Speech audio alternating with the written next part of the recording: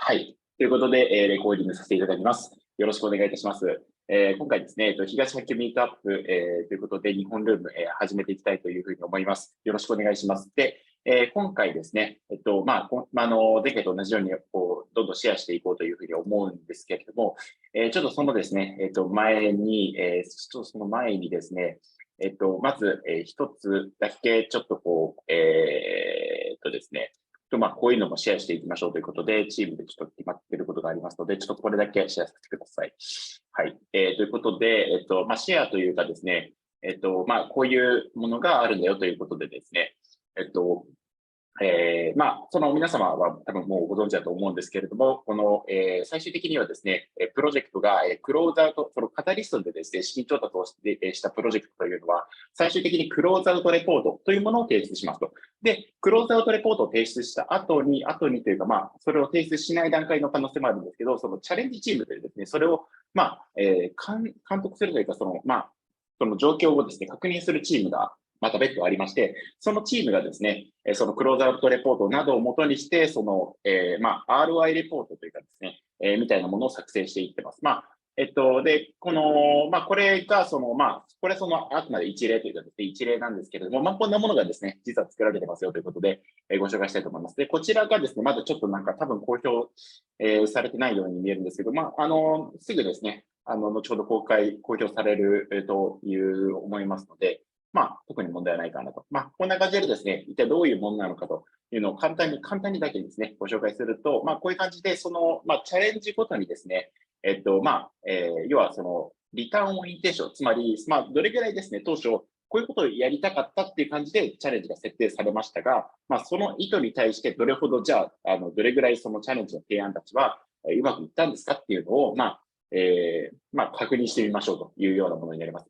で、基本的にはですね、その意図というかですね、KPI を、決めているので、チャレンジごとにですね、このチャレンジでは、こういう KPI で、提案を出してくださいと。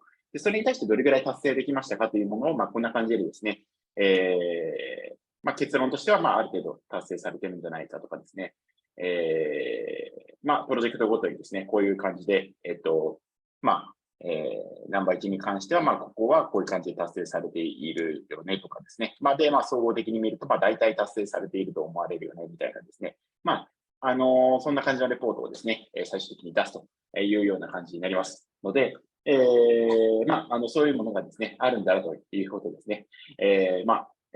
もしですね、このプロセスにですね、関与したらですね、報酬ももらえたりしますので、もし興味がある方はですね、こういうチャレンジチームというかですね、参加してみるのもいいと思いますし、あとは提案する方はですね、最終的にこういうレポートの形になってですね、クローズアウトレポートがまとめ上げられて、公表されるっていうことを念頭に置いて、クローズアウトレポートを書くと、いいんじゃないかなというふうに思います。ということのシェアでした。ということで、ちょっとこうしたらこれを停止して、はい。ということで、チャットに、はい。ということで、こちらが、ですね。はい。ということで、ちょっと、ピーターさんっていうですね、先ほどいらっしゃった方が一応、発表したいというふうに言ってたので、ちょっとまたその方が来たら、その方に喋っていただくと思います。ということで、ちょっと1体以上になります。ということで、またこのカタリストもですね、今までの、進捗であったりとかですね、報告したいこと、コミュニティでですね、シェアしたいことなど、もしありましたら、挙手ボタンを押していただけると、嬉しいなと思います。ということで、ラケットさん、お願いします。ありがとうございます。ゆうたさんね、カタリストの進捗報告とは別に、今の、ファンド7チャレンジについて聞きたいんですけど、あれ一旦クローズレポートになってるんですけど、残ってる予算の分あるじゃないですか。クローズレポート出した後にもらえるとかいうやつ。はい。あれに関してはまだ閉じてないんですか？それともチャレンジチームがあれ出したら、もうそれごと閉じられるんですかね？っていうのは、今からクローズレポート書いて、予算が入るかどうかっていうのをちょっと知りたいんですよね。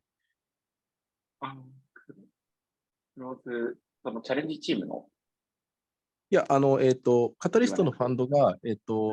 あれじゃないですか、ファンド7からシステム変わって、全体の80、90% くらいがそのまま配分された後に、っていうか、正確には例えば6ヶ月にしてたら、イニシャルファンドと、クローズファンド合わせて8回に分割されて、で、最後のクローズレポートを出さないと8分の7で予算が止まって、クローズレポート出したら8分の1最後配分されるっていうふうになっていて、で、スケールアップコミュニティハブズの方からは、ちょっとね、私が12月、これは後でも言うんですけど、通ったんで、そろそろやるんですけど、ファンド9の、審査がめちゃくちゃきつくて、12月から止められてたやつがようやく1月末で通ったんで、ちょっとそれでそのクローズレポートとかもちょっと止めてたんですけど、そしたら、スケールアップコミュニティハブズの方から、You have a chance to get the $1250 with クローズレポートみたいなメールがDM で来て、で、出したら最後の予算がもらえるから終わってたら出してねみたいな感じの、催促が、メールできたんですけど、あれと一緒でファンド7の方も一応それはまだ生きてるんですかねっていう。その最後のクローズアウトレポートを出したら最後のものがもらえますっていう。はいはい。ファンド7で、あれでも、多分ですけど、それってそのもっと後で始まったやつですね。確か最後のレポートを出したら、もらえるやつ。いや、それね、最後のレポート出したらっていうふうに、設定自体がちゃんと決まったのはファンド9からなんですけど、そうですね。ファンド7からでも、もうその配分回数の最後の1回に、クローズレポートのやつが含まれてるんですよ。で、今、なんだっけな、7万5千がいくつかどうのっていうので、最後、ユタさんの出してたジャパンチャレンジチームのやつが、ファンドのバジェットがいくらっていうのと、要求がいくらみたいなやつで差が出てたと思うんですよね。多分7万何千ドルかなんかがあって、5万3500ドルがどうのっていうみたいなのが出てたと思うんですけど、その差が多分配分されてない額だと思うんですけど、それは、チャレンジチームとは関係なしに IOG に出したらいいんですかね。その、チャレンジチームが、プロジェクトの、残りの、ファンド7において、最終的な資金を出さないに関して関与しているかというと、基本的には関与していないと思うので、その意味だと IOG に出せばいいという話ではないかなと思いますわかのはずです。りました。だから、ファンド7は、はい。チャレンジチームと今のところそのファンドディストリビューションがかなり密接に関連しているのはファンド9からで、ファンド7と8では関与してないという理解でいいんですね。そうですね、そうですね。うん、全く関与してなあい。りがとうございます。いや、ちょっとね、私もいろいろ溜まってるんですけどね、やることと、この間もインフルエンザにかかってて、なかなか時間が取れなくて、ちょっと溜まってしまってるんですけどっていうのと、あともう一つ、他の方から質問があったんですけど、どこかで見た可能性があるっていうレベルで、ちょっとソースがわかんないんですけど、カタリストからもらったファンドを、ステーキングしちゃいけないっていうルールがあるかないかっていう質問があったみたいなんですけど、これご存知です？それは、ちょっと私も全部見たわけではないですけど、そういうのを聞いた記憶は一切ないので、それはないんじゃないかなと思ってるんですけれども。わかりました。いや、はい。なんかね、すごいぶっちゃけて言うと、原田さんがそういえばなんでファンドステーキングしないんですかって言ったら、なんかあれダメだっていうのを読んだ記憶があるんでって言われて、うで、ん。僕そんなの読んだこと記憶ないんですけど、なんかそういうことを言ってらっしゃる方がいるので、ちょっとどうなってんのかなと思ってたんですけど、大丈夫なんですね。わかりました。じゃあちょっと全体に関する質問は、この感じで大丈夫です。ありがとうございます。はい。はい。そしたらバックヤさんお願いします。すみません、お疲れ様です。ありがとうございます。ファンド7のユータさんの今事例見せていただいたんですけど、自分もファンド7でクローズレポートを出していて、で、それで完全に終わったと思ってるんですけど、何かやることはあるんですかね、すみません。さっきのような評価が出てくるのを待ってればいいんですか？もう出てるのかもしれませんけど。なるほど。基本的には、ファンドのなんか一覧表みたいなスプレッドシートがあって、それでコンプリーテッドっていうところに書かれたら、もう完全に完了しているはずで、完全に完了しているはずなんですけど、一応、事後的にチームがクローズアウトレポート、チャレンジチームが、彼らがROI を算定するために、管理報告書を読んで質問しに来ることがあるので、質問しに来られたら対応すればいいという感じのニュアンスで。はい、わかりました。はい、はいはい、ありがとうございます。一応完了。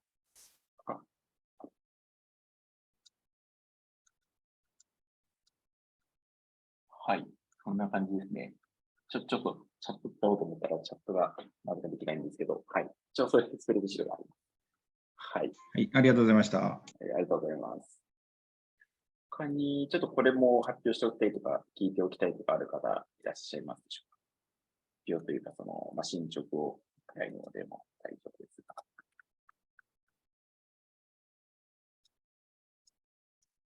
特にはないさそうですかね。ちょっとチャットがシェアできないんですけど、一応あちこちに完了報告書の一覧があるので、それを見ていただければというふうに思います。はい。で、ちょっとピーターさんが一応報告をしたいみたいなことをおっしゃっていたので、ちょっと、とりあえずピーターさんを、待とうかなと思ってるんですけど、何か発表されたい方いらっしゃらないですか？特には大丈夫ですかね？ランケットさんお願いします。すみません。ちょっと今聞こえてなかったんですけど、あれですよね、カタリストの進捗報告ですよね。そうですね、そうですね、そういうあたり。いろいろ複合してるんで、ちょっと全部まとめて、今、伝統工芸 NFT を中心に進めてるので、それでほぼ代替してしまうんですけど、まず先日のやつで、多分ゆうたさん、イベントで、2月6日のイベントでご覧になったと思うんですけど、伝統工芸 NFT のやつですね、それのテスト作品というか、それができまして、で、今載せてるところですね、チャットのところに載せてる、5つのやつを作って、メタデータ内に、いろいろ載せるというようなことをやりました。で、一番わかりやすいのは、外から見えない情報で、なかなか、全体的に、なんていうか、画像データって、あるわけなんですけど、NFT の画像データに価値は、置けるっちゃ置けるんですけど、あんまりそのブロックチェーンのところで評価される方法でもないので、メタデータのところにどうやって価値を置くかっていうのを念頭に考えていたときに、一つすごい面白いのが、藍染めの場合だと、見た目で分かる場合もあるんですけど、今ちょっと現在進行中の他の裏でやってるちょっと別のプロジェクトではあるんですけど、実は染め回数っていうのがあって、で、例えばこの作品だと、何回染めたとかいう回数がね、すごいことになるんですよ。多分一般の方が思われてるほどよりもはるかに多くて、15回染めましたとかいうのが最低ラインになってて、多いやつだと60回とか、場合によって100回超えてくるようなものがあるんですよね。で、それが外から判別できないんですけど、それで値段が結構決まったりするんですよ。で、その情報とかをちゃんとした方法で染めてるかとか、藍の産地だとか、その藍の種類だとかっていうところ、だからその化学洗浄で染めたやつとか、なんか変なやり方で染めてないかみたいなのを含めてメタデータの中に入れるっていうことで、伝統工芸品の価値をちゃんと保証すると同時に、外人さんにも分かりやすくするっていう。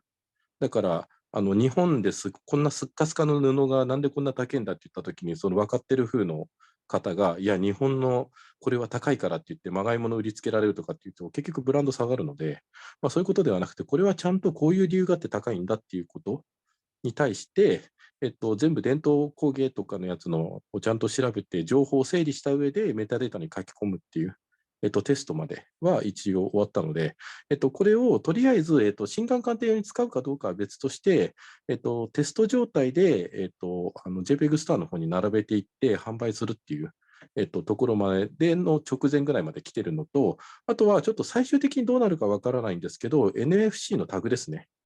と、リンクさせて、心眼鑑定とか、その価値の保証とかね、そういったものっていうのを結構展開していけるっていうふうになっています。で、これが大体その目処がついて、作品数も30ぐらいは確保できてるっぽいので、で、この後にもそうですね、この5個を今のところ、なんとなくでやってますけど、梅酒2種類と T シャツとかっていうのがあるんですけど、これ結構ね、分かるようにできていますので、これをちょっと販売用にして、テストしていくっていうことを進めていくつもりです。で、ここから先にどうするかって言ったときに、例えばメタデータをどうするかとか、そのあたりとか、あと、その他の作品をどうするかみたいなところっていうのも、ちょっと大体話し合いが進んでいて、もしかしたらファンド10で、ちょっと大きめの予算でやって、その吉野川で、今まで結局原田さんと私ぐらいしかカルダの系には直接は関わってなかったんですけど、もうちょっと人数増やしてちゃんとした計画っていうのを立てるかもしれないので、その時には皆さんぜひよろしくお願いします。ということと、あとは、こういうのを、元旦の新聞とかでもあったんですけど、こういうのを含めて、Web3 業界じゃない人を巻き込んで、徐々に活動の組織レベルを大きくしていくっていうことがちょっと進んできたので、結構ファンド10遅れてますけど、逆にタイミング的には遅れてくれたおかげで、組織とか結構作れる可能性があるので、いいので、ファンド10に向けてもちょっと動いていきたいと思いますので、よろしくお願いいたします。はい、ありがとうございます。はい、ありがとうございます。そしたらちょっと質問とかありましたらと言いたいところなんですけど、ちょっとピーターさんがですね、ちょっと早めに発表したいよということで、ちょっと先に、ちょっと英語になりますけれども、お願いしたいと思います。So, hi Peter. So, please may do your presentation. But so, if you want to go next slide, please let me know. Okay, sure. Sorry about that. I just had to check in on the English room just quickly with the protocol presentation. It was quite interesting. Okay. First off, thank you so much for having me here to present on Blueshif. We've got some very exciting announcements coming up. But first, I'd like to just introduce myself. I'm Peter. I'm from Brisbane, Australia, and I'm a Cardano ambassador, also a YouTuber and state pool operator.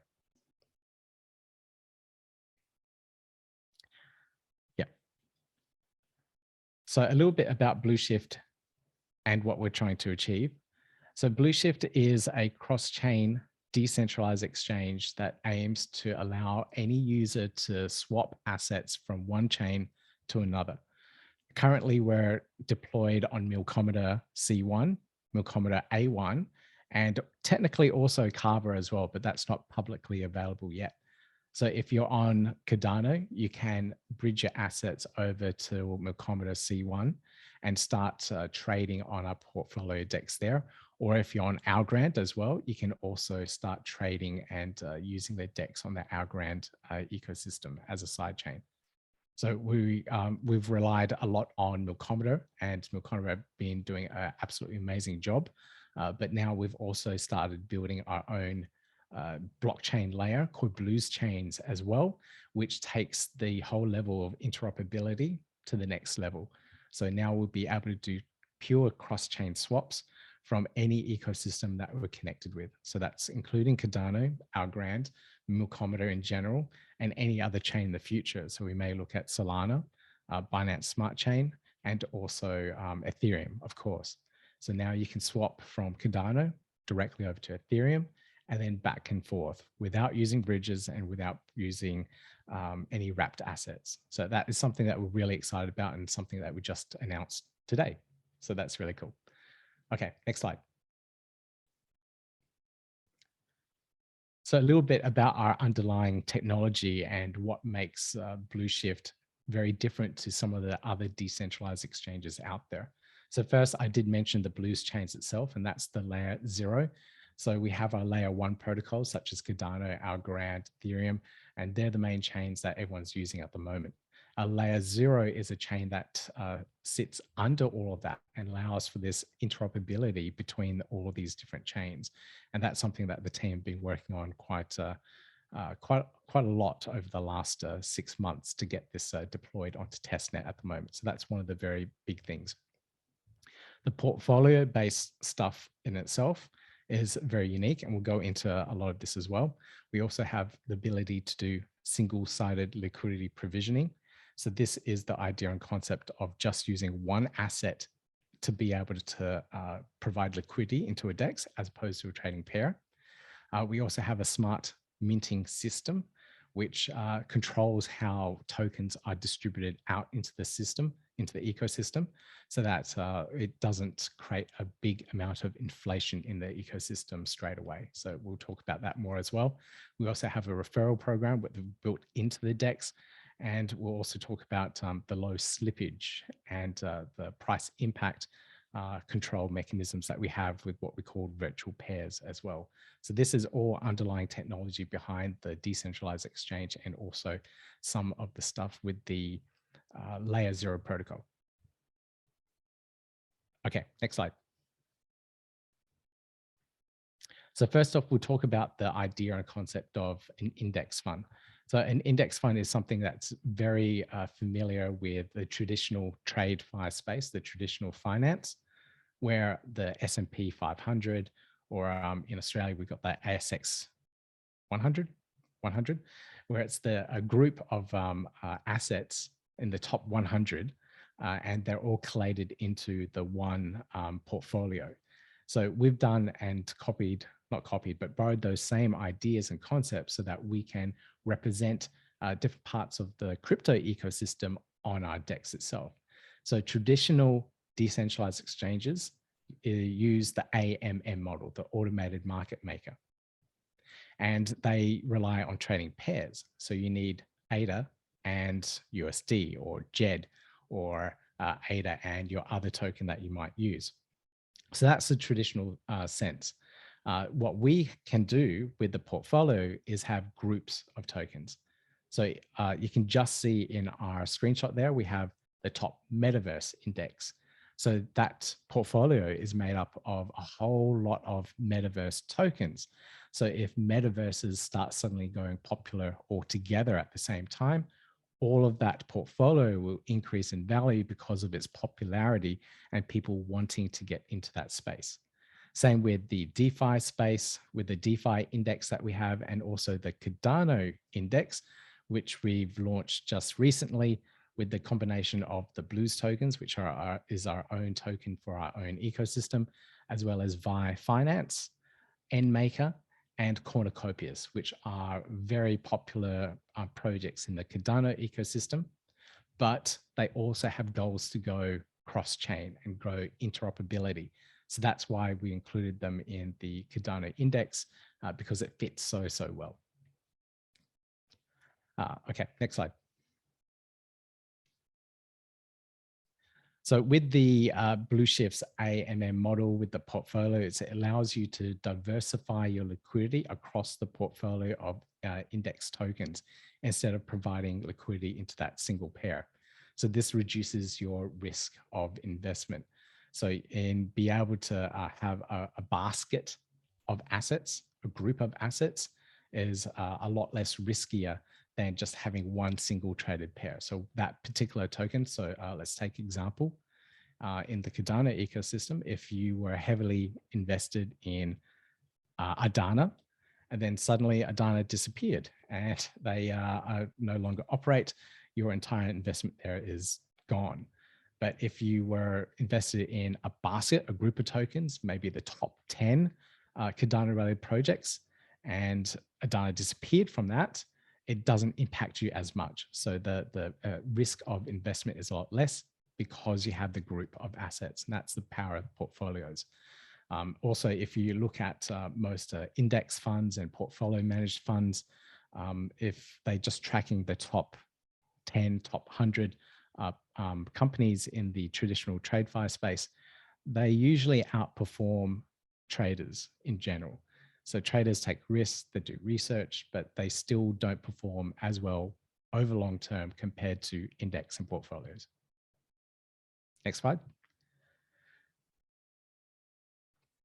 So one of our technological innovations is the idea of single-sided liquidity. So on a regular DEX, let's say MinSwap or Wing Riders, when you provide liquidity, you have to provide the Min token and also ADA. They have the option for the zap in functionality, but what that essentially does, it sells one token and then converts it to the other token. So you have that trading pair.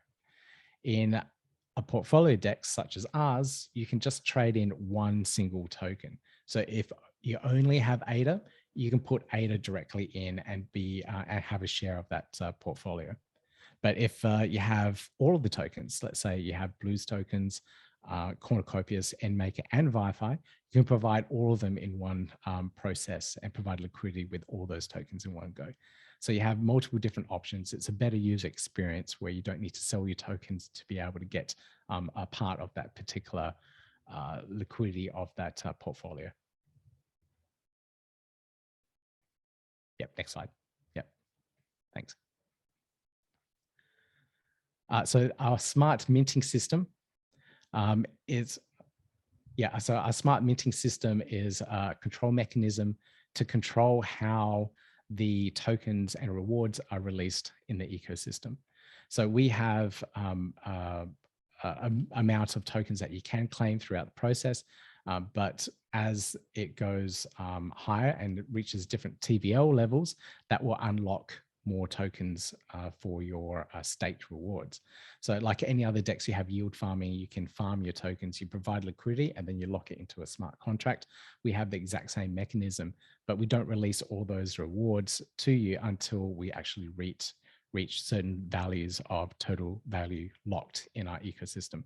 So you can see here on this particular slide, we have one particular goal of 200 million TVL, and then the next goal of 500 million TVL. And because those values are spread across different values of TVL, it will take time to get there. So that particular length of time, it may be fast, it may be slow, helps control that mechanism of inflation within the ecosystem.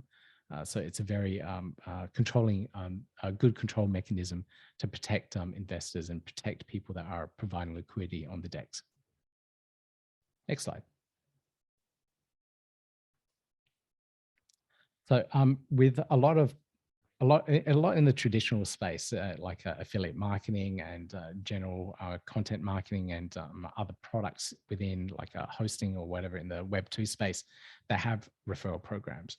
So if you like a product, you can share it with your friends and you get a little bit of rewards for it. So we incorporate that into the DEX, into the smart contracts itself, and you can go to the DEX and get a special referral link that is based off your address and then share it with your friends. And we've worked out a mechanism in there where you both get rewarded for providing liquidity to the DEX that way. So you can invite people in, use the referral program, and you get an extra little incentive out of that. So you get a little bit extra rewards, and the person that you're referring gets a little bit extra rewards. It's very similar to what you see on centralized exchanges such as Binance or Coinbase. They have referral programs as well to try and entice people into the ecosystem. So we built that into the DEX itself. So if you connect your MetaMask wallet or now NewFi wallet as well, you'll be able to get that referral code, and that's built into the DEX. It's a nice new feature we've released just recently too. Next slide. Now, last I did talk about this a little bit at the beginning as well, but I'll talk a little bit more about the technological innovation as well and how it's built.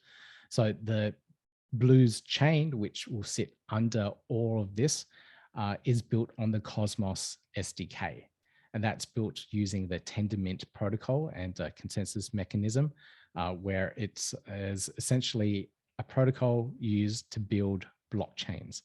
So if you want to build a blockchain, a really good option to use is the Cosmos SDK. The other protocols that use it, for example, one very large one called Binance Smart Chain. So Binance uses the Cosmos SDK for their underlying technology to build out their smart chain as well. So if you look at the power and how big that ecosystem has grown, we're using the same technology as what they are to build that particular ecosystem. So here you can see once we have it connected to the other chains, which we're connecting up at the moment. So we have it connected to Milcometer A1, Milcometer C1, we have it connected to Carver, and I've guessed they put in the slide here for BNB, which means I'm allowed to say it.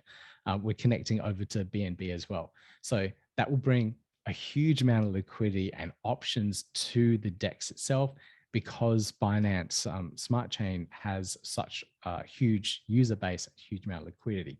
And that in turn gives any other chain that we're connected to exposure as well. So we may very well see a lot of liquidity and interest coming in from Binance Smart Chain via our Blues chain to Milcometer C1, where they can get exposure to various Cardano tokens, which aren't available on Binance Smart Chain. So this level of interoperability is really exciting to me. And like I said before, it doesn't use bridges and it doesn't use wrapped assets like you see with a lot of other cross-chain swaps and capabilities. In other ecosystems, you may see bridges such as multi-chain, which are really, really popular, or Seller, which is really, really popular as well. They bring in the assets via their bridges. But as we've seen last year in 2022, we've had many, many bridges hacked. So many, I think I counted 9 in 1 month, but the Cardano ecosystem in particular was exposed to the Nomad bridge hack. Unfortunately, that happened on the Ethereum side. So Wing Riders brought Nomad into the Cardano ecosystem so we could have stable coins. But unfortunately, the smart contracts on the Ethereum side were hacked and the liquidity was removed, which made the wrapped assets on the Cardano ecosystem absolutely useless. So unfortunately, that happened. And to avoid that and to better protect users' funds, we're using the consensus layer for Blues chain, so we don't use wrapped assets. So it's a huge advantage over that. Of course, we still want to work with our partners and bridges and all that to bring liquidity in and build portfolios around them. But where we can avoid using those bridges just in case. And I have to say, like, multi-chain is huge. It's that they bring in, have massive amounts of liquidity, and they do a really good job of what they do. I don't want to take away from the value that they bring to the crypto ecosystem. I just want to say that there are now more options. Now, a similar protocol that you may be aware of is Symbiosis. So Symbiosis does something very similar in being able to swap from chain to chain, but we don't use an intermediary coin or token in between. So Symbiosis would use USD. So you'd have to swap from ETH to USD, then USD to ADA. So we can avoid that by not having that intermediary coin. We use the Blues chain layer to record the transactions and records across the ecosystems and then release funds on either side, depending on what happens on the first side of the chain. So it's a new, unique way of doing this, and we're really excited about the Blues chain. And if you want to start playing around with it, I think they're going to open it. We're going to open it up on Monday or Tuesday next week. So you can have a play with the testnet and see how cross-chain swaps will work from Carver or Binance, maybe Binance, I don't know if that's hooked up yet, to another chain. All right, next slide. So this is our roadmap and general overview. So we've started back, I can't remember when the IDO was, but if you look at Q3, Q4 of 2021, that was roughly when, when we went through the Occam accelerator program, and we started going through the IDO process and getting funding. So we started back in 2021 with Occam, and then we've continuously developed and built brand new features along the way. Last year, when the Milcometer team launched the C1 chain, we could bridge tokens between Milcometer and Cardano, which is a very exciting, and that's when everything started really taking off. Then we started building all these other features, the auto blues holds, the launch on Algorand, which happened after that, the referral system, the Blues chain testnet, which we've got operating now, and then of course the Cardano index portfolio, which was a lot of work to get working. And now we also have released a brand new analytics dashboard where you can see all the activity that's happening, the price of every token, the activity and growth of every portfolio at a glance. So you can look for arbitrage opportunities and trade against different DEXs in the Cardano ecosystem. Okay, next slide. So if you want to get your hands on the Blues tokens, there's a couple of ways. Of course, you can always jump on the Blueshif DEX itself. You need to connect up your MetaMask wallet or your NuFi wallet. It is on Milkometer, A1 and C1, so it's a little bit different to what you may be used to on the Cardano ecosystem. But you can also buy it on MXC as well, so it's a centralized exchange. And it's also trading quite well on Wing Riders. So it's a lot of users are grabbing the tokens from Blueshif on Milkometer and then bring it over to the Cardano blockchain and then trading on Wing Riders as well. So there's a bit of liquidity on Wing Riders too, if you want to get it that way. Next slide. So I invite you to join our communities. We are trying to grow our other language communities at the moment. So join us on Twitter. That's where we spend most of our time. We have a great Telegram group as well. We have moderators operating there as well as in Discord. And we're building up a lot of content on our Blueshif YouTube channel as well. So a lot of educational tutorials. We'll try and do more translations as well. So depending on how big some of these communities get, we'll try and get more content and everything translated into the different various languages. Such as Japanese. Also Indonesian is a very good big community that's growing, and also in Vietnam as well. So this Eastern Hemisphere is quite a popular region for our DEX. So we're definitely concentrating growing the communities here. But please join our communities, try out the DEX, try out the testnet next week. We've got some pretty cool, exciting stuff coming up. Thank you. Yeah, thank you so much. ここで、こちら何か質問がある方、もしいらっしゃいましたら、ランケットさんお願いします。So thank you for the presentation of the great technology. So I have one question about the first. It's sorry, I have two questions. First is just you say if we want to interested to buy your token, so that we can buy the Maxi and Wing Rider. So in that case, how about the token is what kind of chain you use the meeting token? So probably the Maxi is just corresponding to the ERC20, and the Wing Rider should be the Cardano tokens. So your token is just on the Milkometer, or so you can directly use the MetaMask and the Cardano wallet? Yeah, so the token is a native asset on Cardano. So if you're using Wing Riders, you can use any Cardano wallet and get the token. So it is a native asset there. And then because we're on Milkometer, they bridge it. And then we also have a representation of it on an ERC20 token on Milkometer. Oh, okay. So because recently I have some the request or some development of the starting the new token program in other project. So that they just want to very clear bridge of the ERC20 and Cardano tokens. So probably the Milkometer is a little bit indirectly connected. But you now suggest such kind of the cross-chain swap. In that case, it is also available to connect the both MetaMask and Cardano wallet, and the directly exchange one-to-one ERC20 to the Cardano token. So with like some the exchange, because your system will make available to change some Solana token to the Cardano token, and sometimes the BNB token and to Cardano token.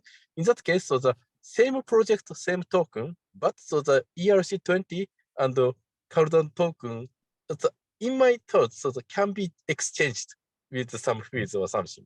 It's right. Yeah. Okay. Yeah. So I'll try and explain it the best I can. It's better coming from the CTO because he explains it the best.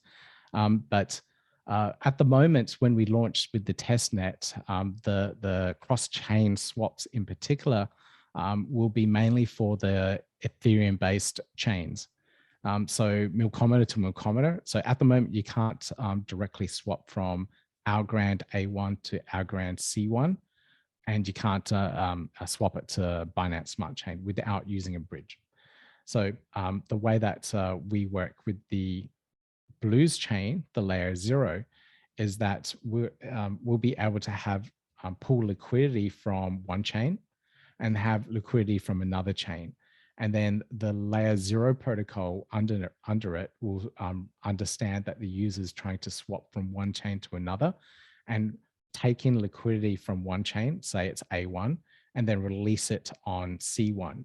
And then the consensus mechanism is the Blues chain underneath, because we can see what's happening on both chains and to understand that the user is providing a transaction on both sides. We know what wallet it needs to go to because it's the same wallet address, because it's a MetaMask wallet. So we can do that swap and authorize it appropriately because of that. But it's if you break it down, it really does make sense. It's not that overly complicated, but you do need that underlying infrastructure, the Blues chain itself, to be connected to both the ecosystems and then talking to it. If you ever looked into the idea of atomic swaps, the idea and concept is very similar, but with atomic swaps, you still need a market maker within the middle part of it to make that happen. Whereas with the Blues chain, we're just tapping into or reaching into the liquidity that we have connected on the portfolios, on the dexes, on either parts of the chain. Thank you. In that case, so from a viewpoint of the MetaMask user, so you are recommend Cardano wallet, it's Flint. It's right? Say one more time. Yeah, so you recommend to use the Flint wallet. So because probably your system through the Milcometer, in that case, so someone who have the Ethereum and some things on MetaMask, some token on the MetaMask wallet, the person want to exchange something on the Cardano. In that case, so they should connect the MetaMask to the Milcometer, but probably the Cardano user cannot directly to connect the Milcometer without the Flint wallet. So that's why probably in that case, we can simplify the problems. But if someone have the MetaMask and the Flint wallet and some the instructions, someone could change the token so between the chains with your system. That's right. Yes, that's right. Okay. That's definitely right. Or we can use NuFi as well now, because NuFi has been connected up to Milcometer and on our DEX too. And the NuFi wallet, if you don't know, it's an evolution of Ada Lite. So Ada Lite's been around since 2018 in the Cardano ecosystem. So the team at Vacuum Labs upgraded it to NuFi, I think it was mid last year, and it's an interoperable cross-chain wallet. So NuFi supports ERC20 tokens, Ethereum, Milcometer now, another chain starting with the letter F, I can't remember it, and also Cardano natively. So it's got that cross-chain capability into it. So it makes it quite nice. The other feature with Milcometer is that the team from DC Spark are working on a concept called wrapped smart contracts. So that will allow any Cardano native wallet to execute smart contracts on the Milcometer side. So it'll be two smart contracts. So it'll be a Cardano smart contract that will talk to the Milcometer smart contract, the Solidity smart contract. So when you execute something on the Cardano side, it will talk to the Milcometer side and then do that whole interaction between the two chains for you. So you can connect up NAMI eventually, do your smart contract or do your trading on the NAMI side of things, and then it will do the whole bridging and back and forth between the two chains. Okay, thank you. But so probably such kind of the too smart contract is a little bit difficult to the ordinary user, because even though the high level expert user can understand and using such kind of systems, but in my problem, I will just recommend to use and consider the Milcomed and the Flint wallet in order to get the simplify to using the such kind of the token cross swap. But I think such kind of the cross-chain swap service is is really important, because we should build the MetaMask user in order to get the new Cardano holders. So that's why such kind of the cross-chain service should be so interested. So thank you for again. Thank you for the very good explanation and the very good project. You're welcome. Yes. You're welcome. Thank you. Okay, that's all. Okay. Just one quick follow up there with the user experience. When you're using the Blueshif DEX and you come to the site and you want to do a swap and you only have a Cardano native wallet, the idea is that you will be able to just connect and you won't need to worry about whether you're on the Cardano chain or on Milcomed chain. You'll be able to use your Cardano wallet and just do a swap, and you won't know what's happening. It will take a little bit longer because it's being bridged, but it will eventually get to your wallet maybe half an hour later, and you would have done a full cross-chain swap using that smart wrapped assets, smart wrap contracts, but you don't know what's happening. And it's up to us as a project, Blueshif, and the developers in general, anywhere in any ecosystem, to make that as seamless as possible. So you don't know what's happening in the background. You just know that you just do a swap and it's going to take about half an hour. So that's the end goal. That's the goal that we want to see.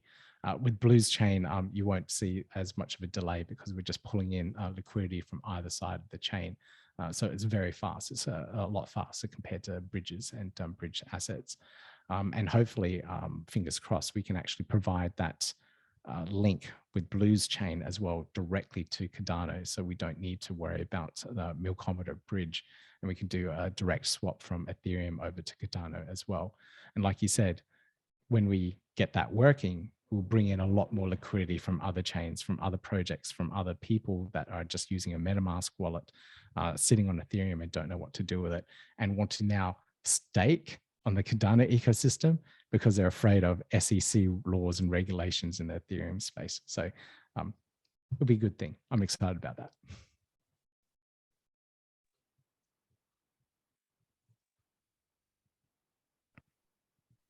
So I have to apologize. I know almost no Japanese at all. It would have been great to have done this in Japanese as well, but I don't know if I could talk technical or politics with any level of language that I would learn. Yeah, thank you so much. で、他に質問したい方とかいらっしゃいますか？ So maybe that's all. So thank you so much. Thank you for great presentation. Thank you so much. ということで、ちょっとこちらで、また何かですね、質問がある方はまた受け付けます。他に発表したいもしくは、前のランテックさんのところで、質問されたい方とか、もしいらっしゃいましたら、挙手ボタンをいただきますと幸いです。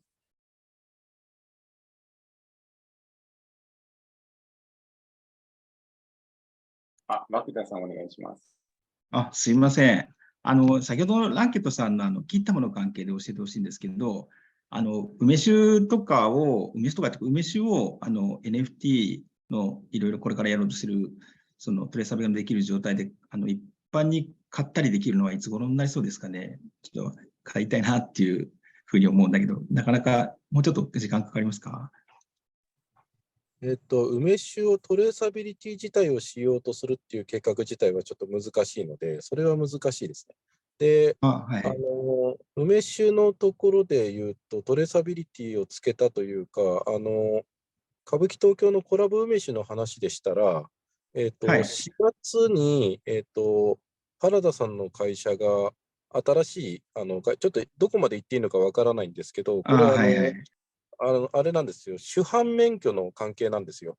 で、大はい。畑さんから直で、今現在、その裏ルートで買うというか、そういうのは可能ではあるんですけど、正式な販売ルートにするためには、一度そのキッタムというか、その関連のところで一回受けなければいけなくて、それが4月くらいに、そちらの方のその店舗というか、体制が整って、酒類販売免許が4月ぐらいに交付される見込みになっていまして、で、その交付された後に、そこで販売っていうような形が可能になるというふうには聞いています。ただ、こはい、れに関しては、ありがとうございます。その法律的なその手続きの問題なので、あの、どこまでその正しいかっていうのはちょっと保証はできないというのは、ちょっとご了承ください。はい。ただ、あ4りがとう月ございます。ぐらいをめどにやろうとしてるんですけれども、ただ、正直、ちょっとこれは言わなければいけなくて、トレーサビリティチップつけると結構お高くなりますね、やっぱり。一般的な梅酒が2500円ぐらいで、ちょっとまだ未確定なんですけど、全体的なデザインとか新しいやつだと4000円から4500円ぐらいになるんですけど、そこに NFT チップをつけても買いたいというのであれば、やっぱり正直ね、ちょっとこれは暴利ではなくて、利益取ってるわけじゃなくて、普通にコストが高いんで、7500円とか、1本そのぐらいまで上がってしまうので、ちょっとそこら辺はご了承いただけるというような形で、はいはい。買いたい形式を選んで買っていただくというのが4月くらいにできるように動いています。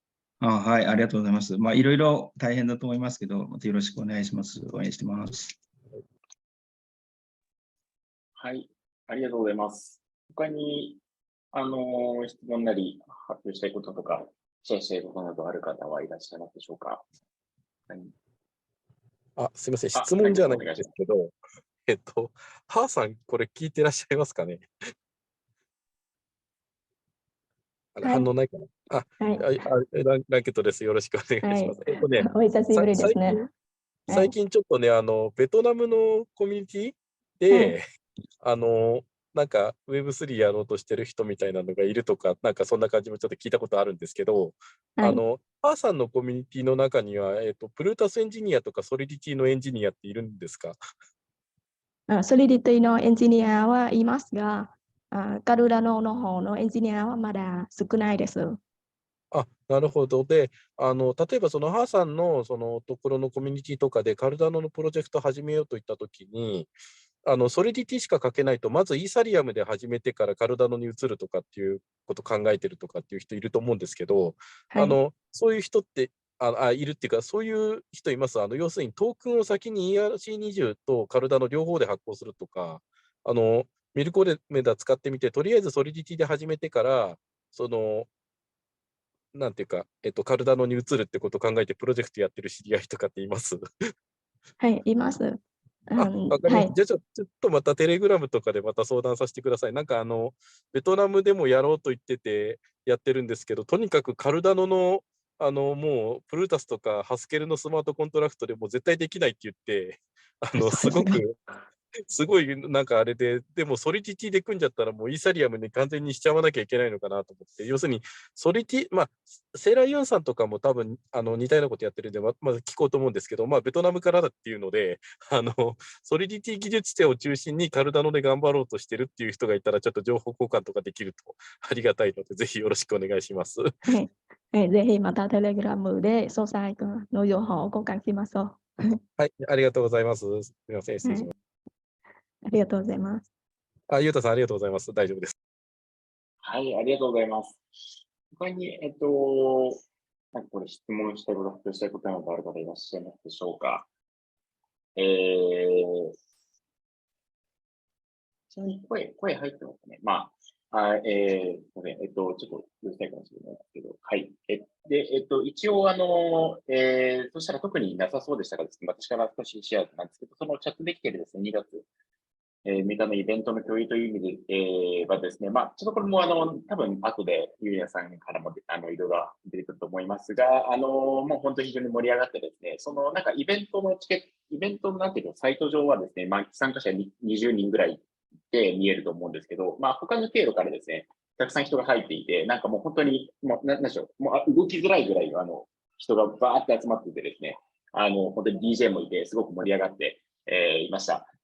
そして、まあ、キッタムのですね、発表もすごく、まあ、みんな興味深くですね、見ていたという感じで、まあ、要するに非常に盛り上がって、いましたし、まあ、IOG のですね、ダニエルさんが、ちょっと突然、ちょっと来れなくなっちゃったみたいなハプニングがあったみたいなんですけど、まあ、IOG のですね、IOG の、まあ、関係者というかですね、いう感じで、まあ、宮崎さんとかも来たりとか、まあ、そんな感じで、まあ、非常にですね、まあ、関係者いろいろ集まって盛り上がったという感じでございました。はい。で、他にですね、まあ、共有しておくことの意味で申しますと、まあ、東半球ミートアップはですね、まあ、徐々にですね、進展していますという感じで、提案の状況ですね、という状況になっております。という感じですかね。はい。ということで、他に何か聞きたいこととか質問したいこととか発表したいことある方いらっしゃいますか？ライトさんお願いします。すみません、今の話で、まあ、他の人にも聞けるんですけど、一番中立って意味で聞きたいんですけど、2月の6日の時のキッタムの NFT のタグとか、伝統工芸の発表とか展示あったじゃないですか。あれ、ゆうたさんから見てとか、あとは他の方とかで、あれやっぱり結構興味的には皆さん注目してる感じはありました？はい。これは、今日、ひょっとすると ML さんの方が、ちゃんと答えられるかもしれないですけど、私から見ると、でも結構いろんな方が、これ何とかですね、このチップ、これがチップなんだ、これがなんだ、みたいなですね、感じで、結構、私から見てるとなんか盛り上がって、まあ、興味持っていた方も、まあ、結構いたのかな。まあ、このコストってどれぐらいなのみたいなですね、のとかも聞いてたりとか、ユーネさんに質問しに行ったりとかいう方が結構いらっしゃいました。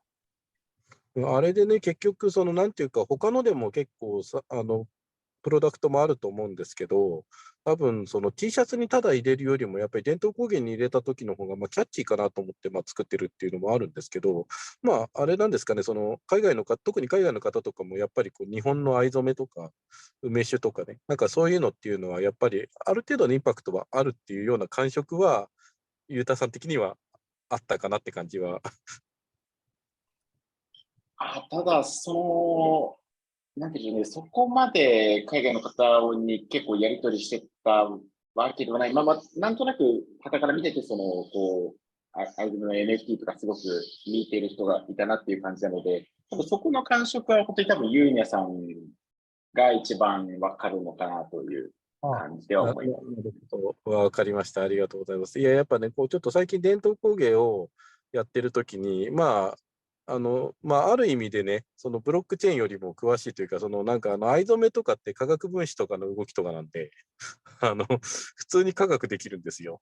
で、それですごい真面目に今分析してるんですけど、なんかそういうところからやったときに、やっぱり、単にこれは日本の伝統文化だからっていうようなやり方でどこまで効くのかとか、あとは、ちゃんと藍染めをサイエンティフィックに解析して、新しく、価値を定義づけるとか、リブランディングしていくっていうところっていうの時に、やっぱりいろんなところでの反応っていうのが結構大事なので、どっかで、これ動画見てらっしゃる方も、どっかでこんな感じで藍染め面白いと思うとか、こんな感じの伝統文化あるって言ったら、ぜひオープンチャットとかで声かけていただいたら、そういうのを進めていきたいと思いますので、よろしくお願いします。ありがとうございます、ゆうたさん。はい、本当にありがとうございます。ということで、こんな感じですかね。こんなところでしょうか。他に、特には大丈夫そうですね。はい。ということで、そしたらですね、今回も本当に、土曜日のですね、ゴールデンタイムというか、一番一丸に、集まっていただいて、本当にありがとうございます。これはですね、後ほどコミュニティで共有していきたいと、議事録の形でですね、わかりやすく共有していきたいと、思いますので、また引き続きですね、2週間後も、ぜひよろしくご参加お願いいたします。ということで、本日は本当にありがとうございました。ありがとうございました。ありがとうございました。